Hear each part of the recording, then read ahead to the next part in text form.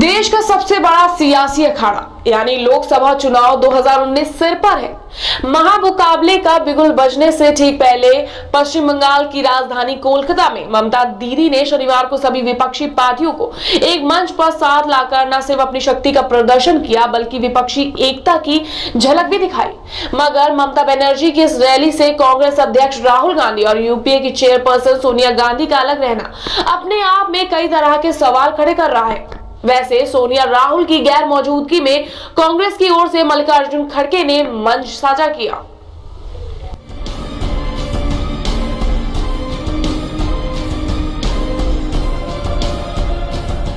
मोदी सरकार के खिलाफ विपक्ष का राष्ट्रीय स्तर पर महागठबंधन की कवायद हकीकती जामा पहनेगा या फिर यह फसाना बनकर रह जाएगा, ये तो खैर वक्त बताएगा। मगर कई राज्यों में जिस तरह से कांग्रेस से क्षेत्रीय पार्टियां दूरी बनाती दिख रही हैं, उससे यह अब एक बार फिर से चर्चा होने लगी है कि क्या सच में विपक्ष एकजुट है।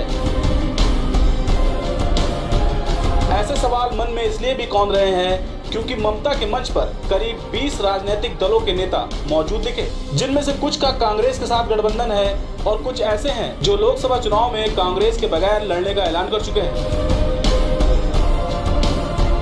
कोलकाता में विपक्षी नेताओं के जमावड़े से ये स्पष्ट होता है कि भले ही उनके बीच गठबंधन ना हो, मगर वह लोगों को ये दिखाने की कोशिश कर रहे हैं कि वे मोदी सरकार के खिलाफ एक हैं।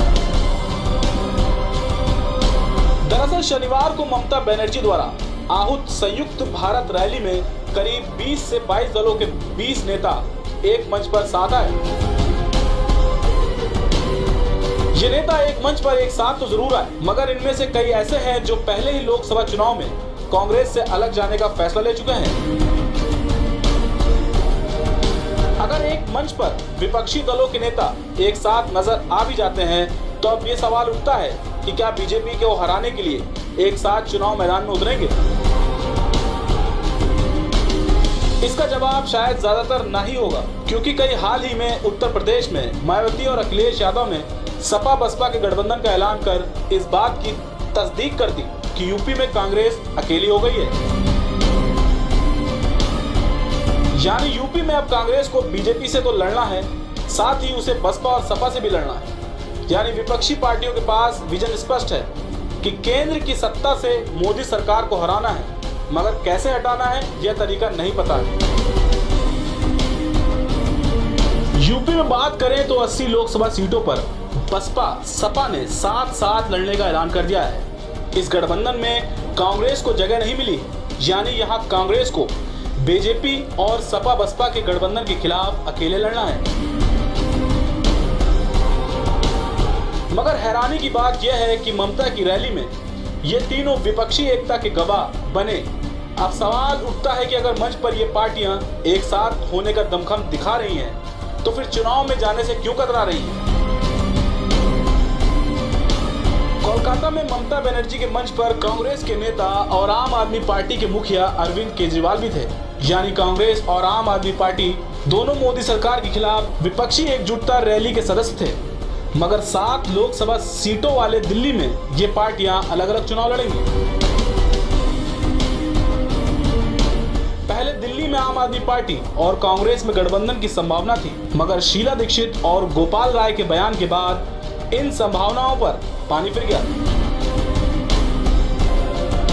मतलब दिल्ली में भी कांग्रेस बीजेपी से तो लड़ेगी, साथ ही वह आम आदमी पार्टी से भी चुनावी जंग करेगी।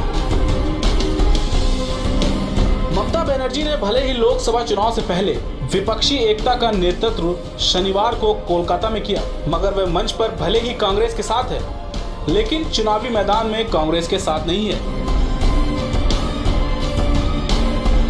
ममता बनर्जी ने पहले ही ऐलान कर चुकी है कि वह लोकसभा चुनाव में अकेली चुनाव लड़ेंगी। यानी टीएमसी का कांग्रेस से गठबंधन नहीं होगा, इसलिए यहां भी कांग्रेस बीजेपी के साथ साथ टीएमसी से भी लड़ेगी। तेलंगाना में टीआरएस के मुखिया और मुख्यमंत्री चंद्रशेखर राव फेडरल फ्रंट की बात कर रहे हैं। फेडरल फ्रंट की कवायद में जुटे केसीआर इसके लिए केजरीवाल, ममता बनर्जी, अखिलेश आदि से भी मिल चुके हैं।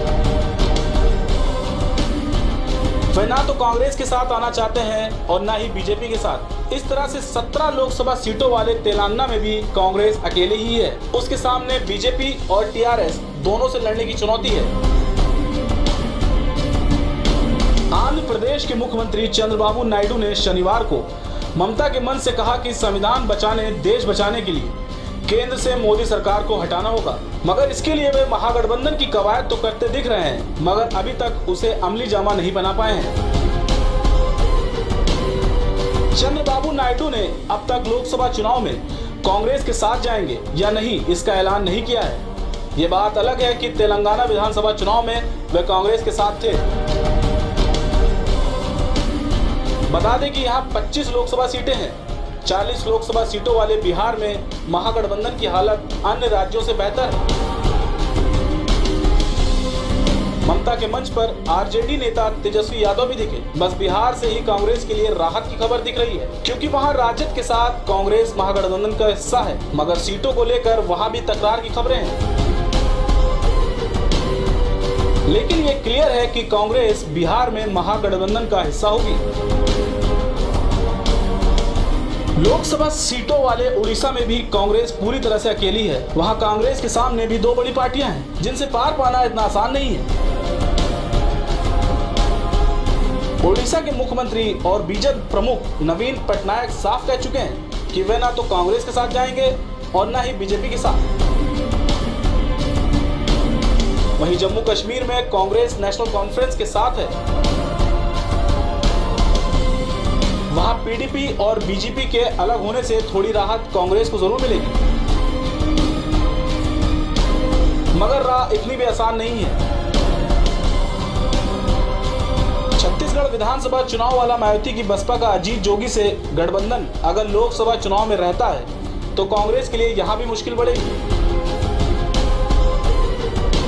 इस तरह से देखा जाए तो लोकसभा चुनाव से पहले भले ही राष्ट्रीय स्तर पर मोदी सरकार के खिलाफ विपक्षी एकता के गुब्बारे फुलाए जा रहे हैं, मगर ये कितनी देर में फूट जाएंगे इस पर अब भी संशय के बादल बरकरार हैं। महागठबंधन के केंद्र में भले ही देश की सबसे पुरानी पार्टी कांग्रेस है, मगर जो तस्वीरें अभी दिख रही हैं उसमें वह कई जगह अलग थलग दिख रही है।